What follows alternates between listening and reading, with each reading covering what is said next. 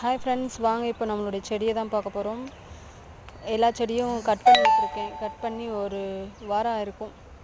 இப்போ தான் எல்லாம் துளிர் விட்டு கொஞ்சம் கொஞ்சமாக வளர ஆரம்பிச்சிருக்கு. ஸோ இதுக்கு மேலே தான் நமக்கு இந்த செடிங்களுக்கு வந்து உரம் போடணும். ஸோ ஊட்டச்சத்து கொஞ்சம் கொடுத்தோன்னா நம்ம வந்து செடி வந்து இன்னும் நல்லா பூலாம் நல்லா பூக்க ஆரம்பிக்கும். இதாங்க என்னுடைய மொத்த செடியுமே 1 by 1 நான் காமிச்சிட்ருக்கேன். இது 7 டேஸு. மழை வந்தால் மட்டும்தாங்க அது பூ பூக்குது. 7 டேஸுன்றது வந்து டெய்லியும் பூ பூக்கும்னு சொல்லுவாங்க. என்னோடய செடி வந்து ஒரே ஒரு பூ பூத்துருக்கு. இது ஒரு லைட் பிங்க் ரோஸு,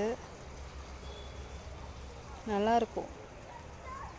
மீதி வந்து எல்லாமே வந்து சம்மங்கி செடி, அது மல்லிகைப்பூ செடி கட் பண்ணி விட்டுருக்கேன்.